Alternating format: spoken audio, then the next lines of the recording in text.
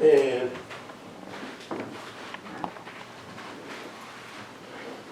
so what is a repeater?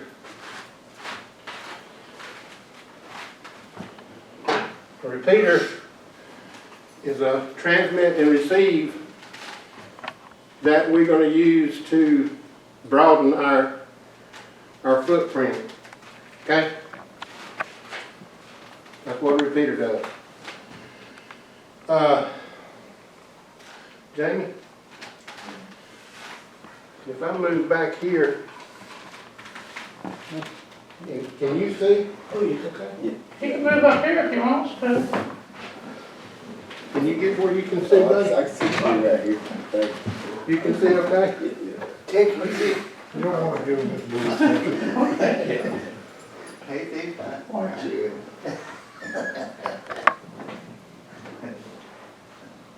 Oh, you're good at that.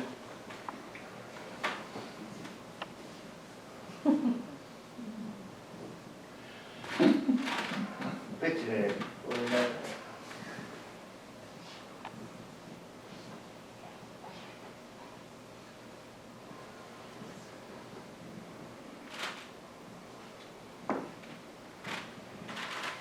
Okay. So here's Jamie over here. He's been on his side by side, and he's got his HT with him. And here's Mark Gibson in the mystery machine right here. Okay. Now the repeater has a controller. It has the repeater.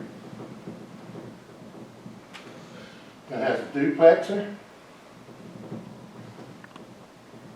Duplexers.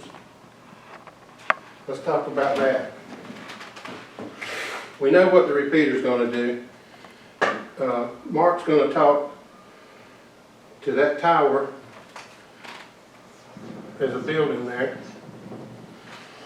That tower is going to repeat what he transmits over here to Jamie. How does it do that? When Mark keys his radio up, and he is transmitting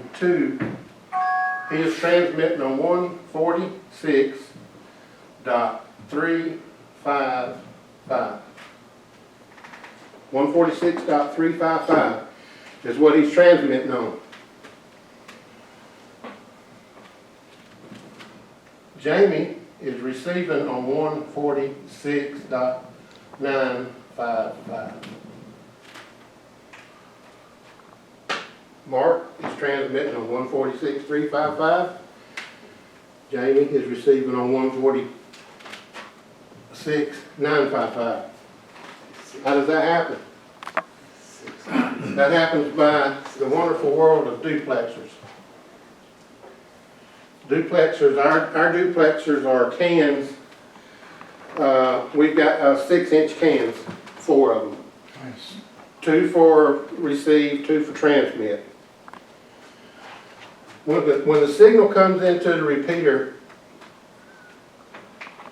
one thing has to happen is we've got this little passcode called tone that we put on our radio, 88.5, right?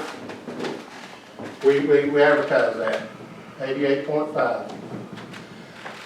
When the signal comes in from Mark's car radio, the receiver hears it. Once it hears it, it says, hey, you got to give me the passcode. So that subaudible tone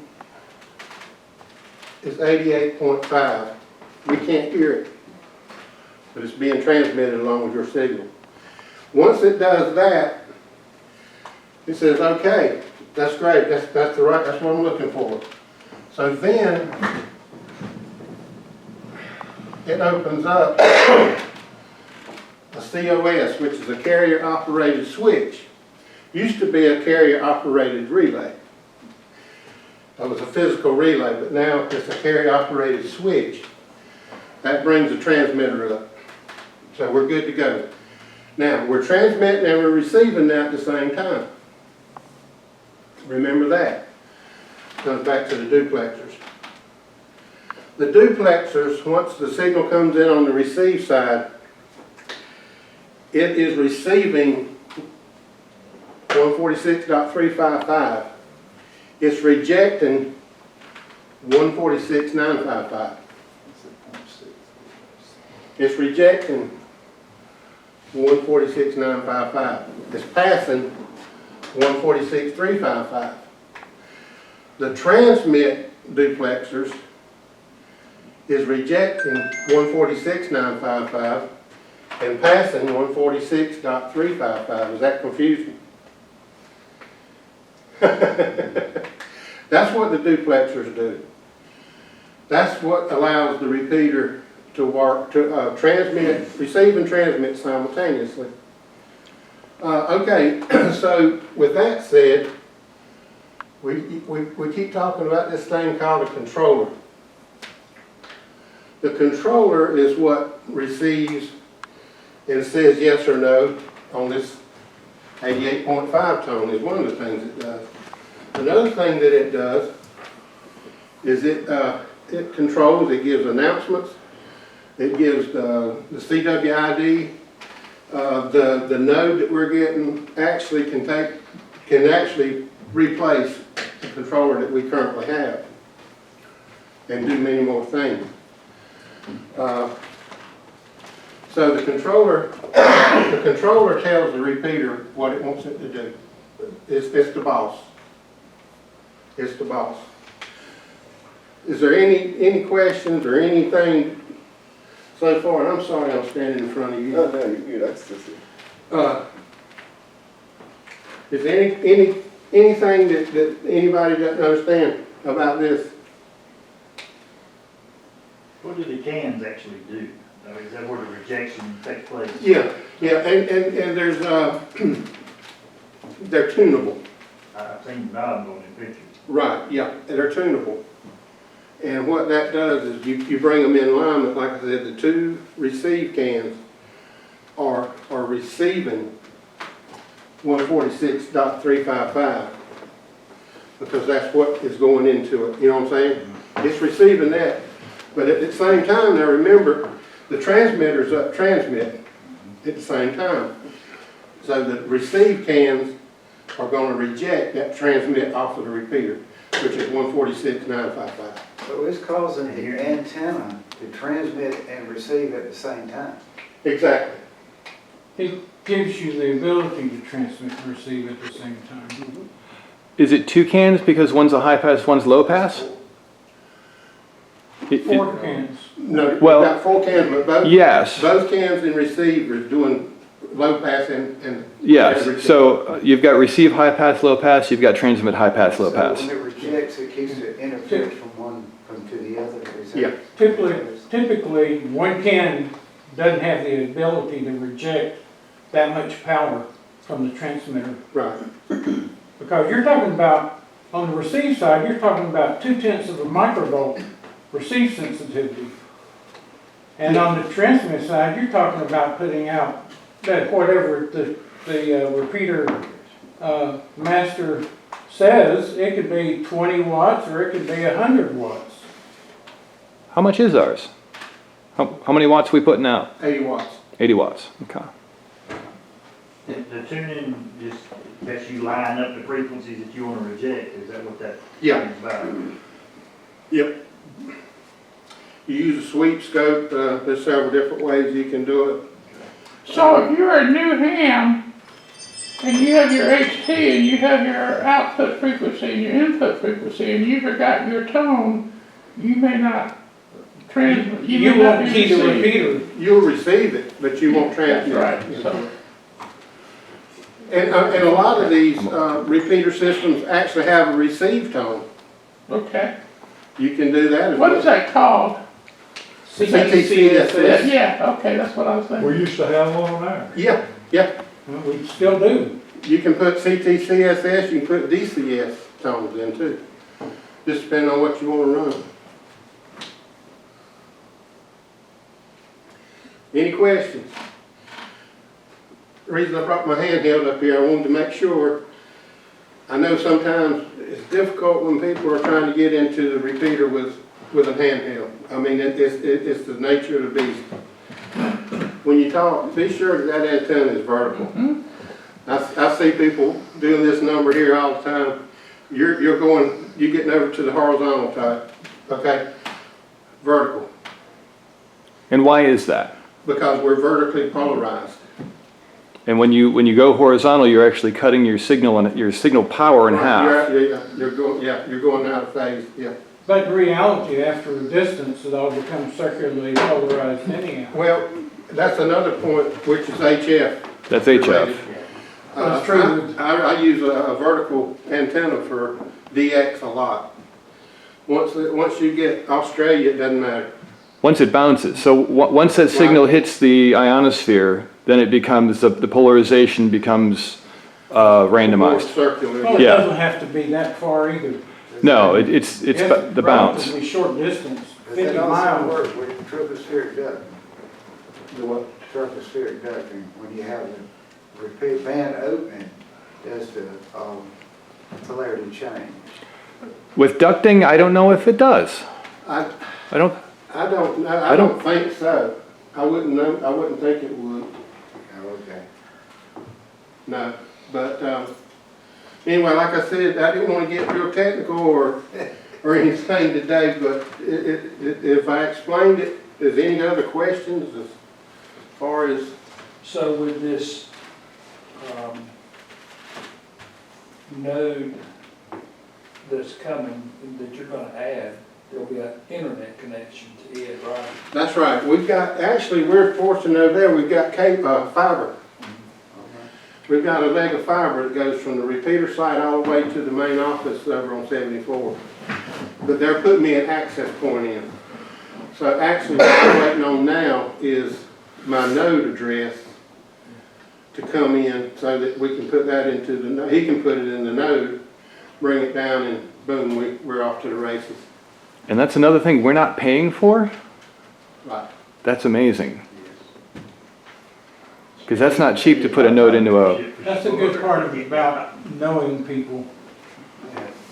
Are we prepared if our power goes out? Can we still use the repeater? As long as your radio can power up, yes. We have emergency power. Okay. We have emergency standby power. Now, I didn't say anything in the meeting earlier, but one thing that we may end up having to work some bugs out on is there are other repeaters in this building. There's 6 other repeaters in here with us. Most of them are UHF. I don't know how this Raspberry Pi is gonna react. Put it in the mailbox. I may end up just building a Faraday cage and putting it in there. I mean, you know, but that's the only concern right now I have is because I think that processor runs on 400 megahertz. So far, I haven't had any issues with ours, Right. and we're running several different ones as well, but I have built a Faraday cage around. Yeah. So we'll do that. But any more questions? On this diagram we got here, where transmit and receive, if anybody programmed their radio, you can see the difference in the two numbers is a 0.6. And that has to be, That's 6 KCs, and what that is a negative offset, right, which most of your radios today automatically know whether it needs to be a positive or negative offset. But UHF is a positive. right. 145 down in that area, we're 146 down around 145 megahertz is also positive. 145 490 Sherrod has got a positive offset. Anything else? Anything at all? Could we explain why, for new hams, why a repeater is handy Yeah, sure. for the distance? What that does is that takes me from simplex, which is talking without the repeater, simplex, radio to radio, that takes me from 5 miles or so, possibly, 10 at best, to 60 miles. We've got at least a 60-mile coverage area off of our repeater. I've heard it from the other side of Wadesboro. Yeah. On my handy talkie, or talking one day. We've got a really good footprint. And the height of that antenna is the reason for it. The fact that we're over almost 400 feet off the ground. We're 430 feet So to the top of the antenna. because UHF and VHF have to be line of sight, that puts you above the tree line. So, you know, even if you had the power simplex, like Mark and I can hit the repeater and talk to each other through the repeater. But even if I'm putting 50 watts into my VHF, I can't talk to him simplex because those two antennas are both on, you know, close to the ground. Yeah. And it's I the heard height of that that gets us I to it. heard a station the other night saying that something to the effect that he couldn't get into the input. You never want to transmit on the input frequency as far as simplex or the receive frequency. That's a repeater pair and not for simplex operation. It's not so bad on the transmit side of the repeater, Right, because you're not gonna affect the repeater. right. But you don't want to knock your tone down and transmit here or here. Yeah, if you're talking simplex on 146.355 to somebody else at one, that means you guys are hearing each other, but it also means everybody on the repeater is also hearing you, but you're not hearing them. So you could be stepping on those conversations. That's right. You better off to stick with and know your simplex frequencies or the simplex frequency range.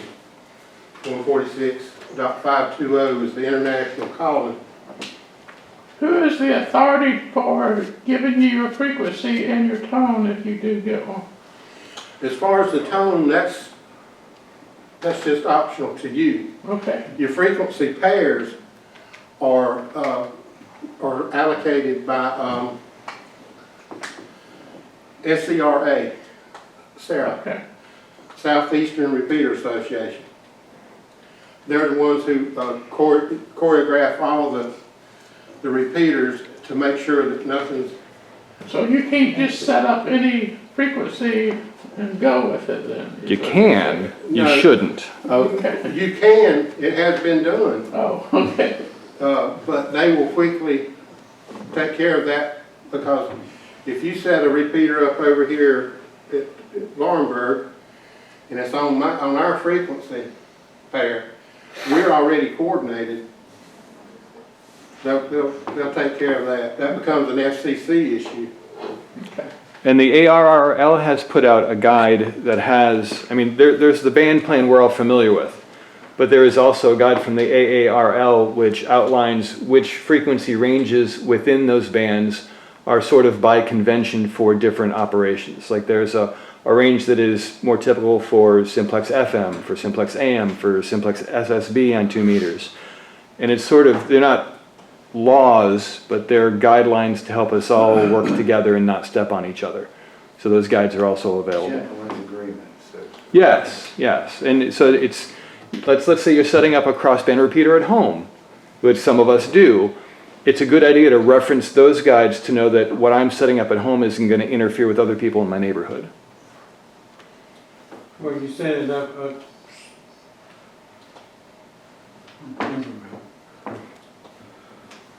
But it's all by When we have a convention. really good band open, and sometimes on our repeater frequencies, we can hear other repeaters IDing I on heard, our frequencies. I heard a female voice Thursday, and I think that's what's going on.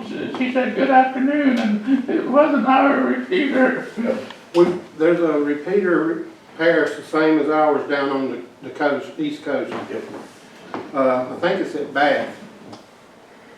And sometimes especially summertime, you will hear them. I heard, somewhere up around Blue Ridge last week. Not this week, last week. And if that happens too often, like if that actually became a problem, then we would just change our PL tone. You end up just, changing PL.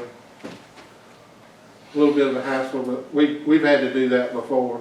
It can be done. And then, some of your repeaters are open repeaters, there's no tone at all. Right. And it is a mess. Oh, yeah. Most of those are. You're asking for trouble there, but yeah. You're always hearing squelch noise and all kinds of things. Yep. Any further questions? Well, I'll just add one other comment, which is if you're new to the area or you're new to the club or whatever, anybody here can help you program your radio with not just our repeater, but other local repeaters. We've got a number of people in the club who have different programming cables and softwares, and we can help you get set up with just about any radio. And if not, then we'll buy the cable, because we like to have cables. I should have left this up. I was gonna tell you were free to take photos of my artwork. Yeah, it's good. I'm impressed. I'm waiting on the bid for this one here. The new H3s is